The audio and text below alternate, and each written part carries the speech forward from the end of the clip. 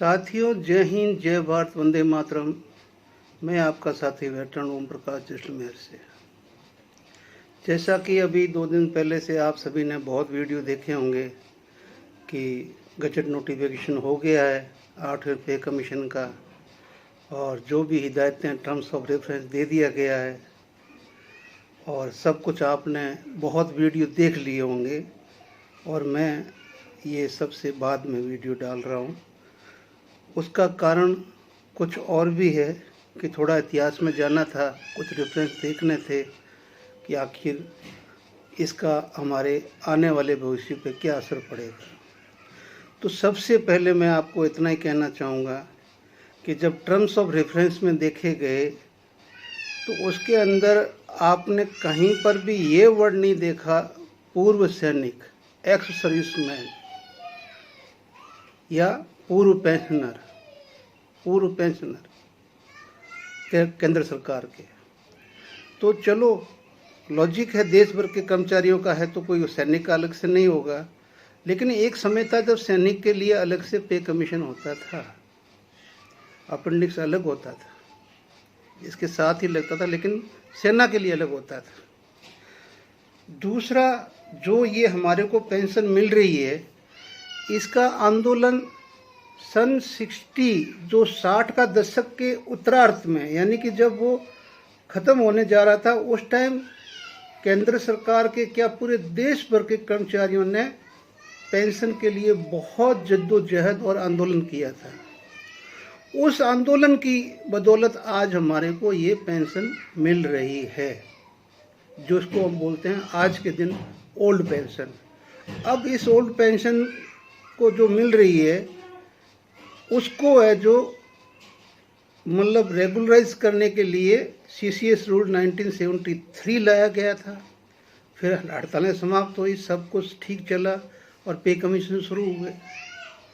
आपने देखा होगा 73 के बाद में जितने पे कमीशन आए हैं, 6ठे और 7वें के अंदर आपको पता होगा कि ऑनररी जो मिलती थी कैप्टन के लिए या लेफ्टिनेंट के लिए, तो उनके तो वो कॉलम ही है जो हटा दिए गए। लेकिन किसी ने इसके लिए कोई आवाज़ न उठाई, क्योंकि अपने को पता ही है कि भाई अपने बंदों में कितनी जागरूकता है। लेकिन यहाँ मैं ऑनररी कैप्टन की बात नहीं कर रहा हूँ, यहाँ मैं बात कर रहा हूँ सिपाही से लेके ऑनररी कैप्टन तक, कि आपका जो ये CCS रूल, इसको अमेंडमेंट करने की ज़रूरत क्या पड़ी थी सरकार को अभी हाल ही के पिछले साल में। उसको अमेंड क्यों किया गया, और उसके साथ ही जो आपका एक अधिकार था जिसको मतलब कि सुप्रीम कोर्ट ने 1982 में भारत सरकार वर्सेज नकारा, मिस्टर नकारा, पूरा नाम मुझे याद नहीं है, 1982 के अंदर, उस केस के अंदर बिल्कुल ये चीज़ आप डाउनलोड करके इस केस का फैक्ट पढ़ लो कि पेंशन इनका हक है, न कि कोई खैरात है या आपकी दी हुई कोई सरकार की पूंजी नहीं है। क्योंकि जिसने पूरी जिंदगी देश के लिए समर्पित की है और उसको वो पेंशन देना कोई खैरात नहीं है, उसका अधिकार है, यानी कि पेंशन को हमारा व्यक्तिगत अधिकार माना गया था। इस व्यक्तिगत अधिकार को ख़त्म करने के लिए इन्होंने ये अमेंडमेंट रूल लाया, जो अभी आपके ऊपर इफेक्ट सबसे पहले किया गया, जो शायद आप भूल रहे हैं कि सबसे पहले आपको हथौड़ा मारा गया, आपका DA DR रेगुलर आर्मी से अलग कर दिया गया। जितने पूर्व सैनिक या कोई पूर्व कर्मचारी है, उनको रेगुलर जो कर्मचारी है उनसे आपको अलग कर दिया गया, ताकि आप में दो फाड़ हो जाए और आप है जो ओल्ड पेंशन वाले हैं वो भी है। अब यहाँ टर्म्स ऑफ कंडीशन में कितना गजब का एक मतलब सेंटेंस लिखा है, यानी एक शब्द लिखा है, ठीक है ना, कि जो गैर भुगतान करने वाले पेंशनर्स, यानी गैर अंशधारी पेंशनर, अब किसको बोला जा रहा है? सर्विंग को, कि जो सर्विस के अंदर अभी सरकार 2004 के बाद में 2 पेंशन स्कीम लेके आ गई, दोनों सक्सेस नहीं है, कर्मचारी नाराज है, लेकिन उनको राजी करने के लिए इस पे कमीशन के अंदर एक टांग अड़ाई है कि पे कमीशन जो गैर अंशधारी पेंशनर्स है वो कौन है, और कोई नहीं है। भारत सरकार के कर्मचारियों में सिवाय सैनिकों को, रेगुलर सैनिकों को छोड़ के, पेंशनर को छोड़ के और कोई नहीं है। तो वो सीधा जो सैनिक अभी पेंशन आने वाले हैं उनके लिए क्या करना चाहिए ये काम दिया गया पे कमीशन को, कि जो गैर अंशधारी है उनके ऊपर कैसे नकेल कसी जाए। क्योंकि जो पेंशनर्स है उनका अधिकार तो अभी देना है या नहीं देना है वो चीज़ तो सीधी उस सीसीएस रूल में अमेंड करके सरकार ने अपने हाथ में ले ली, कोई उसमें दो राय नहीं है।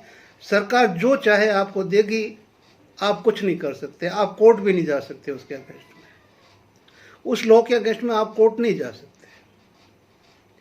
पर आज वो कोर्ट भी नहीं है जो कभी सुओ मोटो लिया करता था सरकार के फैसलों को, आज वो कोर्ट भी नहीं है जो वो मतलब एक केस बहुत पहले का केस है जिसमें नानी वाला बॉम्बे के एक वकील थे जिन्होंने मतलब एक केस लड़ा था, और उस केस के अंदर जो निर्णय आया था उस निर्णय के अंदर सुप्रीम कोर्ट को उस निर्णय में एक बहुत बड़ी पावर मिली थी। और वो पावर क्या थी, वो 13 जजों की जूरी थी। 13 जजों की जूरी ने पावर दिया था सुप्रीम कोर्ट को कि संसद कोई भी कानून बनाए लेकिन उस कानून का मतलब एक तरह से जांच करना, उसका विस्तृत मतलब उसको किस तरह से बनाया गया है वो सुप्रीम कोर्ट का अधिकार है। यानी कि उसके अंदर जाके उसकी उपयोगिता, उसका सब कुछ ही वो सुप्रीम कोर्ट का अधिकार है। सरकार आज उस फैसले को अब बदलना चाहती है, ठीक है, बदलना चाहती है। क्यों चाहती है?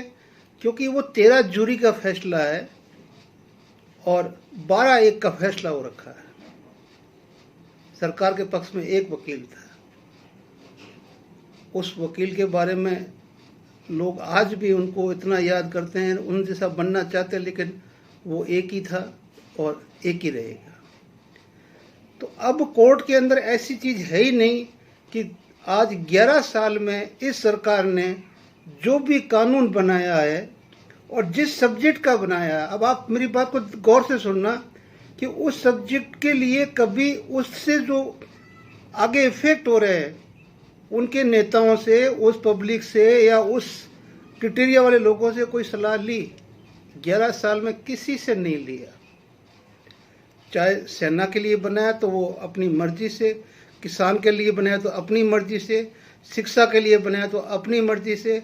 यानी कि जनता या जनता के जो कुछ भी है, आगे आने वाले मजदूर नेता या मतलब अपना कर्मचारी नेता, इनका कोई मतलब वो नहीं कि भी इनसे राय लेके हमने ये कानून बनाया। कहने के लिए बहुत कुछ है लेकिन किसी से नहीं पूछा गया। तो सबसे पहले मैंने बता रहा हूँ कि सरकार ने पूर्व ओल्ड पेंशनर्स जिसमें आते हैं सरकारी समझ लो कुछ भी, हम पूर्व सैनिक, तो हमारे पेट पे लात वो मार चुके हैं। और पहला प्रयोग उन्होंने कर लिया है कि जब डीए-डीआर अलग किया गया, कोई आंदोलन नहीं हुआ, कोई कुछ नहीं हुआ, किसी ने मतलब सरकार को चिट्ठी तक नहीं लिखी कि आपने ये क्या कर दिया, हमारे को आप जो रनिंग के साथ में अलग क्यों किया, क्या कारण है, ठीक है ना, नहीं किया। और सरकार का ये पहला प्रयोग था कि देखते हैं कोई बोलता नहीं बोलता, आप नहीं बोले।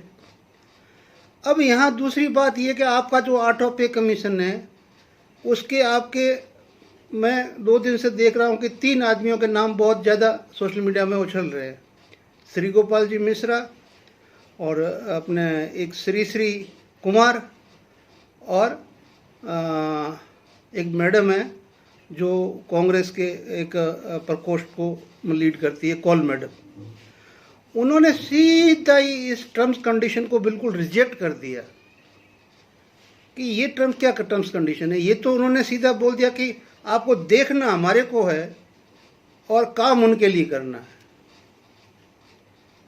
अब हमारे को देखना है, नहीं कि सरकार को देखना है, काम कर्मचारियों के लिए करना है। तो ये समझ से परे की बात है कि भी सरकार को देख के कर्मचारी की तरफ क्या देखे। जो देना सरकार ने, तो फिर ये घोषणा क्यों कर रहे हो? जो देना है दो, नहीं देना मत दो। भी उम्मीद तो वैसे भी लोगों को बहुत कम है कि जब आपने 7वां पे कमीशन में सिर्फ 14% की आपने बढ़ोतरी की है, सबसे हिंदुस्तान में लोएस्ट ये रहा है। और उसके बाद में 10 साल में सबसे लोएस्ट DAR आपने इस सरकार ने दिया है। 10 सालों के अंदर 2 टर्म्स इसको मिल गए। हो सकता है बीच में कोई दूसरी सरकार आती तो कम से कम आपका जो ये अभी आपका बनता आगे फिटमेंट फैक्टर, वो तो अच्छा होता। लेकिन हम जानते हुए भी कि हमें पता कि इन्होंने आगे बढ़ना ही नहीं, इनका एक ही आप मैं क्या बोल रहा हूँ कि आज इस पार्टी की प्रॉपर्टी के बारे में विश्व बैंक क्या बोल रही है, ठीक है ना, और सरकार के ऊपर कितना कर्जा है। पार्टी अरबपति खरबपति है, लेकिन जो देश है वो सरकार है, वो कर्जे में। तो ये तो अपनी पार्टी के लिए करते हैं, इनको क्या मतलब है लोगों से या आपसे? तो ये आप कहने का मतलब है कि आपको अभी क्या मिलना है क्या नहीं मिलना है। अभी 26 तारीख को और 9 तारीख को 2 आंदोलन रखे हुए हैं। 9 तारीख को क्या होता है वो आप देख लेना। और 26 तारीख को कॉल मैडम का भी आह्वान है, जिसमें मजदूरों को, किसानों को और कर्मचारियों को, सभी को आमंत्रण किया हुआ देश के।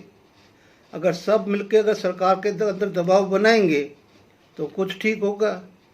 अदरवाइज अभी श्री गोपाल जी बोल रहे कि भाई 2.86 से नीचे तो हम फिटमेंट फैक्टर लेंगे ही नहीं।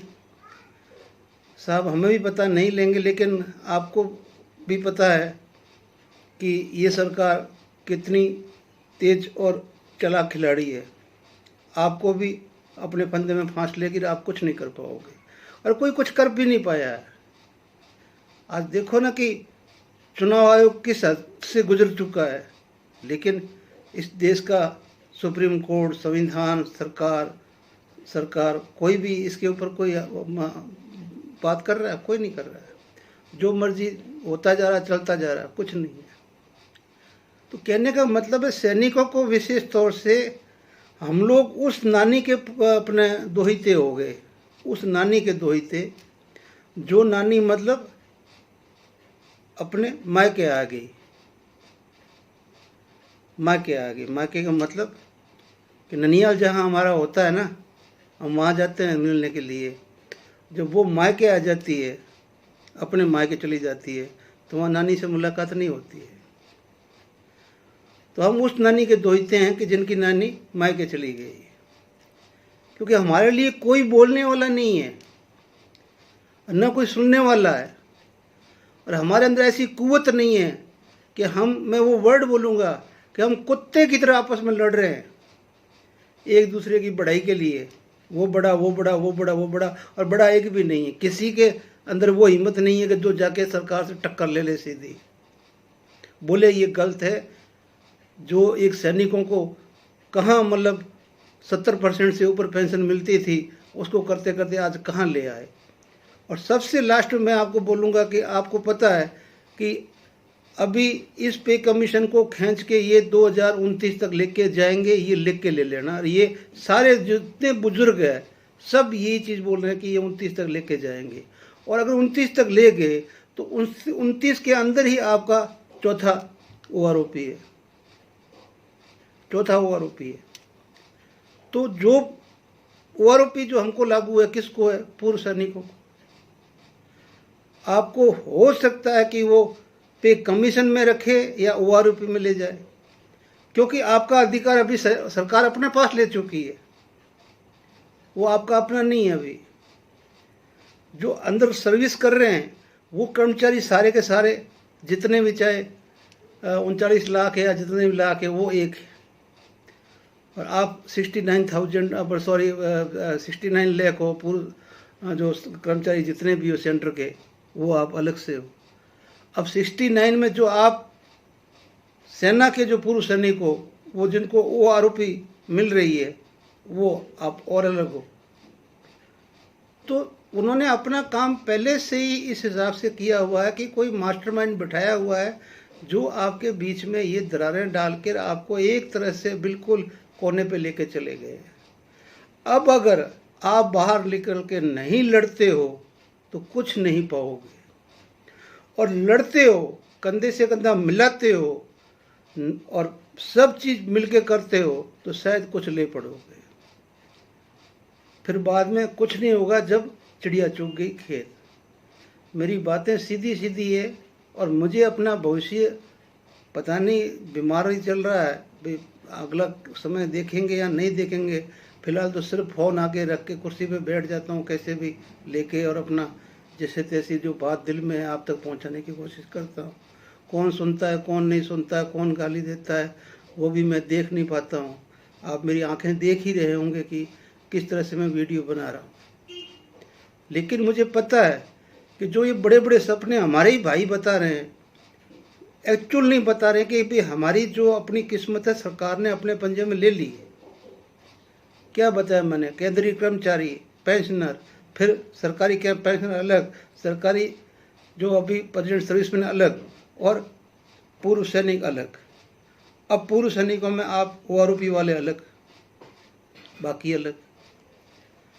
अब वही OROP किसके लिए थी, डेफिनेशन क्या थी? मोदी जी ने क्या बोला, जो सबसे कम सर्विस में सबसे पहले जाता है उसको देंगे। तो सबसे पहले गया प्रीमेचर तो हमारे अंदर होता ही नहीं है। अब ये प्रीमेचर किसने बनाया, शब्द कहाँ से आया, कैसे लागू हो गया? हम बॉन्ड भरते हैं 15+2 का, 15 कर लिया, हमारा काम खत्म हो गया। अब चाहे अगली रैंक की नौकरी करे ना करे वो हमारे ऊपर डिपेंड है।